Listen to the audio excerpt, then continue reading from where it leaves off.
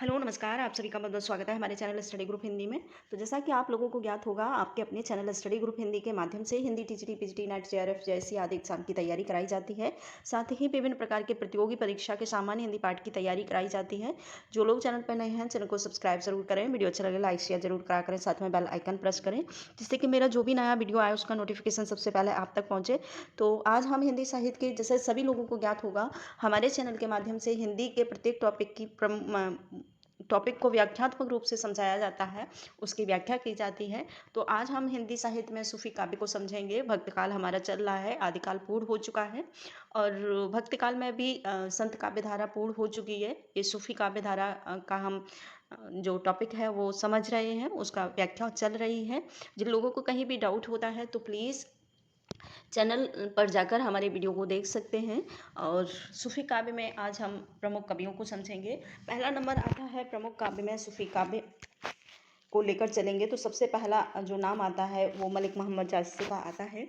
देख लेते हैं इनका रचना काल और समय काल क्या है। जन्म काल का बात करें तो उनकी 1492 ईस्वी है, मृत है 1542 ईस्वी। स्थान इनका जायस नामक स्थान पर उनका जन्म हुआ है। इन्हीं के जायस नाम के स्थान के आधार पर ही इनका नाम जायसी रखा गया है। बहुत बार आता है एग्जाम में प्रश्न के मलिक मोहम्मद जायसी को जो जायस नाम मिला है, उपनाम, वो किस आधार पर मिला है, किसकी वजह से मिला है। तो आप लोग सभी याद कर लें कि इनका जन्म स्थल था जायस नामक स्थान पर इनका जन्म हुआ था और उसी जन्म स्थान के आधार पर ही इनका नाम जायसी रखा जा गया था। तो पहला है और नंबर पॉइंट आप लोग जायसी, मलिक मोहम्मद जायसी करके टॉपिक डालें और उसमें पॉइंटों को मेंशन करें। ठीक है, पहला पॉइंट है इनका जन्म काल और मृत्यु और जन्म स्थान। दूसरा पॉइंट है बनता है जायस नामक स्थान से संबंधित होने के कारण ही इनका नाम जायसी पड़ा था। महत्वपूर्ण पॉइंट है, महत्वपूर्ण बिंदु हैं, तो सभी बिंदुओं को आप अपने नोट्स में मेंशन करें। कोई भी बिंदु हम ऐसा नहीं बताएंगे जो बिंदु हमें महत्वपूर्ण नहीं लगता है, मैं खुद छोड़ देती हूँ उस पॉइंट को। तो जितने भी पॉइंट आपको बताए जा रहे हैं आप सभी अपने नोट्स में मेंशन करेंगे। ठीक है, इसके बाद दूसरा प्रश्न पॉइंट बनता है गुरु का नाम। ठीक है, कि इनके जो जायसी हैं उनके प्रमुख गुरु कौन थे, कौन कितने गुरुओं से इनने शिक्षा दीक्षा ली थी। तो नाम आता है इनके जो सूफी फ़कीर शेख मोहिद्दीन हैं, इनका पहले गुरु ये माने जाते हैं। दूसरे हैं सैयद अशरफ, तीसरे हैं शेख बुरहान। इन्होंने प्रमुख 3 कवियों गुरुओं से अपनी शिक्षा और दीक्षा को ग्रहण किया है। तो तीनों ही गुरुओं का इनका उल्लेख है इसमें। तो तीनों ही गुरुओं को आप याद रखेंगे। पहले हैं शेख मोहिद्दीन, शेख अशरफ और शेख बुरहान, प्रमुख 3 गुरु हैं इनके। ठीक है, बात करें इनकी रचनाओं की तो सबसे पहले इनकी महत्वपूर्ण जो रचना आती है वो है पद्मावत। यह एक महाकाव्य, इसका रचनाकार 1540 ईस्वी माना जाता है। ठीक है, 1540 इनका रचना है इस पद्मावत की। दूसरी रचना है अखरावट, तीसरी है आखिरी कलाम और चित्ररेखा। यह एक लघु प्रेम कथा है, प्रेमाख्यान काव्य है। दूसरा है कहरनामा, तीसरा है मुसलनामा। ये प्रमुख 6 रचनाओं का उल्लेख मिलता है। ठीक है, इनके काव्य में। तो इसके बाद महत्वपूर्ण बिंदु आते हैं इनके विषय में, मलिक मोहम्मद जायसी के विषय में कौन कौन से महत्वपूर्ण बिंदु हैं, उन बिंदुओं को भी मेंशन करेंगे। पहला है इनका रचना काल 1540 हिजरी है। ठीक है, 1540 ईस्वी।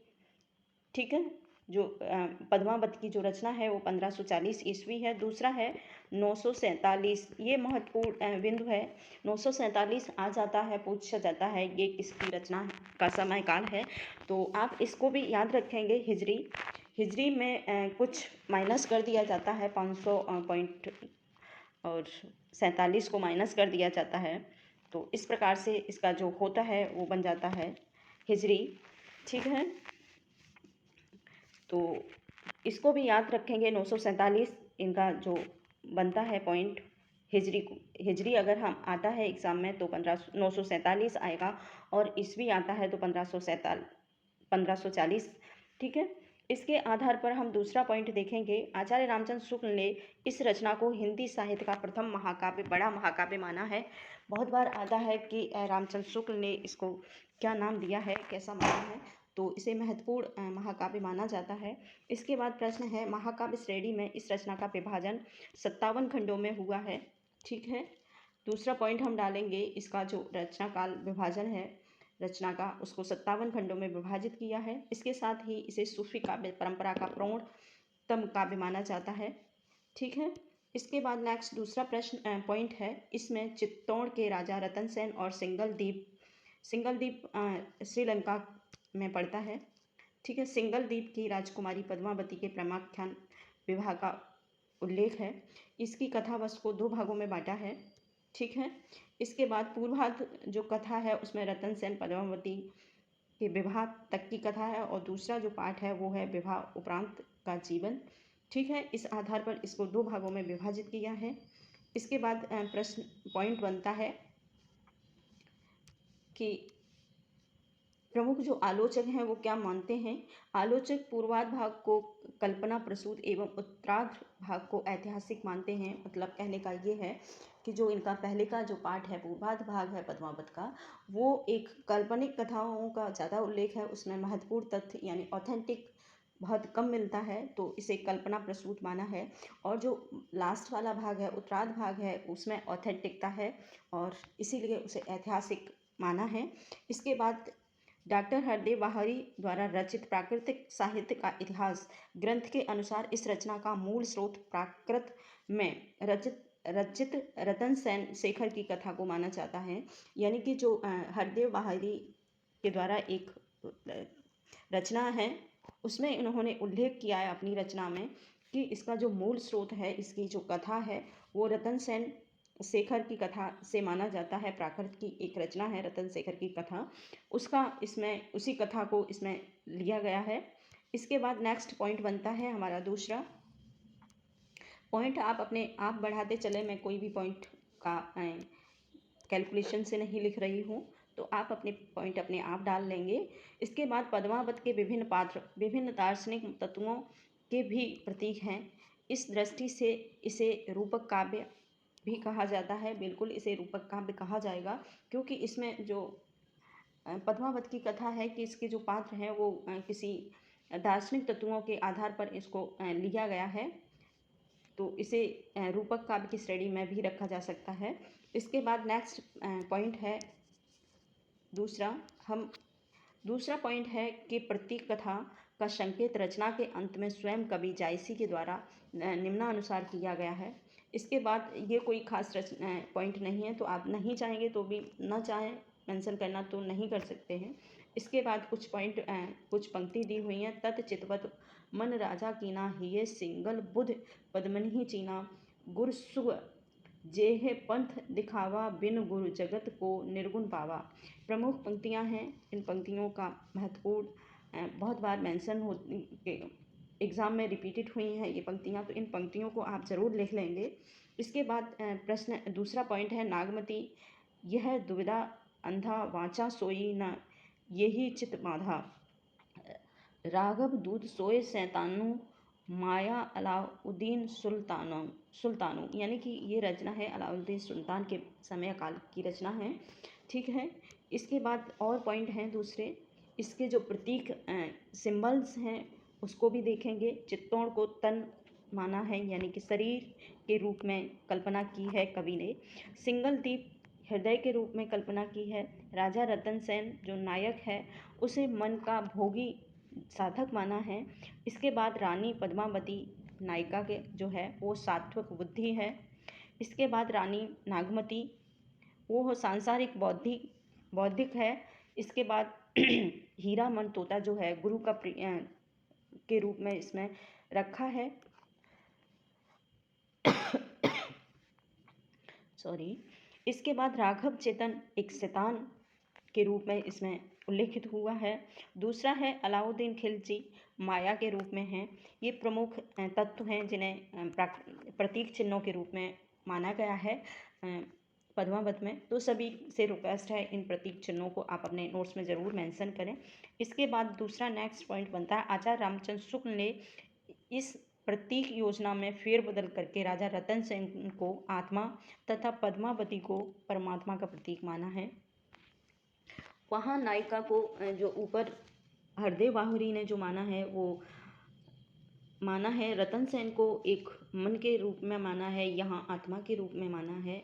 आचार्य रामचंद्र शुक्ल ने पद्मावती को माना है सात्विक बौद्धि, जबकि यहाँ पर आचार्य रामचंद्र शुक्ल ने जो माना है वो एक परमात्मा के रूप में प्रतीक माना है। तो कुछ तत्व हैं उनमें फेर बदल करके आचार्य रामचंद्र शुक्ल ने अलग किया है। तो आप लोगों को ये भी याद रखना है कि रामचंद्र शुक्ल ने क्या माना है। कभी कभार प्रश्न बनता है कि आचार्य रामचंद्र शुक्ल ने पद्मावती को किस रूप में माना है, तो आप परमात्मा के रूप में ही बताएंगे आत्मा, और रतन सेन को आत्मा माना है, पद्मावती को परमात्मा माना है। इसके बाद नेक्स्ट दूसरा प्रश्न पॉइंट बनना है हमारा। दूसरा पॉइंट है, इस ग्रंथ के आरंभ में कवि ने मनसबी शैली की रूढ़ि के अनुसार सोहे वक्त शेरशाह सूरी की प्रशंसा की है। तो ऐसा माना जाता है कि इसमें जो मनसबी शैली का प्रयोग हुआ है पद्मावत में, मलिक मोहम्मद जायसी एक सूफ़ी कवि थे, एक मुसलमान थे। इसी आधार पर जितने भी सूफ़ी जो ग्रंथ लिखे गए हैं उन सभी में एक शैली का प्रयोग हुआ है जिसमें मनसबी शैली का नाम दिया गया है। तो इसमें भी मनसबी शैली को प्रयोग में किया गया है, और साथ ही इसमें सोहे वक्त शेरशाह सूरी की प्रशंसा की गई है। इसके बाद नेक्स्ट है, ये उसका पॉइंट है, याद करना, लिखना हो तो लिख सकते हैं। शेरशाह सूरी दहली सुल्तान, चारों खंड तपे जसभान, ओझे झांझ राज सो पाठू, सब राजा भुई धरा ललाटू। ये प्रमुख पंक्तियां हैं इसकी, तो आप मेंशन कर सकते हैं अपने नोट्स में। इसके बाद पॉइंट हमारा नेक्स्ट है, आप अपने आप नंबरिंग अपने आप खुद करेंगे, मैं नंबर नहीं कर रही हूँ। इसके बाद नेक्स्ट पॉइंट है, इस आधार पर यह कहा जा सकता है कि यह रचना शेरशाह सूरी के शासनकाल में रची गई थी। बिल्कुल सही बात है।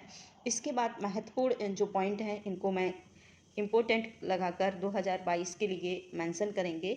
पॉइंट है कि रामचंद्र शुक्ल ने इस रचना को समासोक्ति कहकर पुकारा है। बिल्कुल, इसमें समासों की थोड़ी सी अधिकता ज़्यादा है, तो इसी आधार पर इन्होंने आचार्य रामचंद्र शुक्ल ने इसे समासोक्ति रचना माना है। और कहा जाता है कि रामचंद्र शुक्ल ने पद्मावत को किस नाम से कहा पुकारा है, तो समासोक्ति के नाम से। ठीक है। दूसरा है, आचार्य रामचंद्र शुक्ल के अनुसार यह सर्वाधिक प्रौढ़ एवं सरस प्रेमाख्यान रचना है। इसके बाद एक और पॉइंट है, इसमें एक स्थान पर नागमती के 12 महीने की वियोग दशा का वर्णन किया गया है, जिसे 12 मास कहा जाता है। तो बिल्कुल है, इसमें 12 मास का वर्णन किया हुआ है, जिसमें रानी जो नागमती है वो 12 मास को लेकर हर एक महीने का अपना उल्लेख विहर के काव्य में के रूप में उन्होंने उल्लेख किया है। ठीक है। इसके बाद प्रश्न पॉइंट है दूसरा, ग्रंथ के आरंभ में जायसी ने ईश्वर स्तुति भी लिखा है, और सुमेर आदि एक करतारू जेहि जेठ दीन किन्हीं संसारू, ये प्रमुख पंक्तियों के नाम को उल्लेख किया है इसमें। इसके बाद आचार्य रामचंद्र शुक्ल पद्मावत को भक्तकाल की वेद वाक्य भी कहा जाता है। महत्वपूर्ण पॉइंट है, इसे आप जरूर मेंशन करें अपने नोट्स में कि आचार्य रामचंद्र शुक्ल ने पद्मावत को भक्त काल का वेद काव्य कहा है। ठीक है। इसके बाद अब आता है अखरावट, दूसरी रचना है इनकी। अखरावट के विषय में देखते हैं, अखरावट के विषय में इन्होंने क्या लिखा है। यह इस रचना में वर्णमाला के प्रत्येक अक्षर को लेकर सूफी मत के सिद्धांतों का वर्णन किया हुआ है। अगर बात करें कि पद्मावत की, वो अखरावट की, तो इसमें हिंदी के जो भी प्रत्येक वर्ड थे उनके प्रत्येक वर्ड के आधार पर ही सूफी मत के सिद्धांतों का वर्णन किया है। इसमें जो रचना की गई है छंद चौपाई छंद में की गई है। इसके बाद आखिरी कलाम रचना के संबंध में इनके प्रमुख पॉइंट हैं।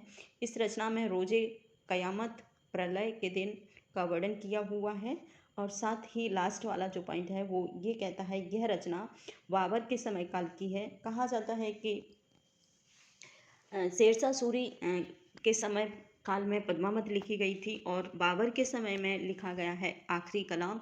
कभी कभार प्रश्न बनता है, कभी कभार नहीं, बहुत बार प्रश्न बनता है कि बाबर के समय में कौन सी रचना का लिखी गई थी, तो आखिरी कलाम है, और शेरशाह सूरी के समय में लिखी गई वो है पद्मावत। तो आज हम ये सूफ़ी कवियों के आधार पर हमने मलिक मोहम्मद जायसी का उल्लेख पढ़ा और उनकी रचनाओं का उल्लेख देखा। नेक्स्ट हम इसके बाद दूसरे पॉइंट को लेकर आएंगे और आपसे सभी से रिक्वेस्ट है कि आप एक कमेंट तो ज़रा करा करें, एक कमेंट कर दिया करें, जिससे कि हमारा थोड़ा सा हमको मोटिवेशन मिलता है और थोड़ा सा हमको अच्छा लगता है। तो सभी से रिक्वेस्ट है, जितने भी लोग वीडियो को देख रहे हैं, आप एक कमेंट ज़रूर कर दिया करें। तो थैंक यू।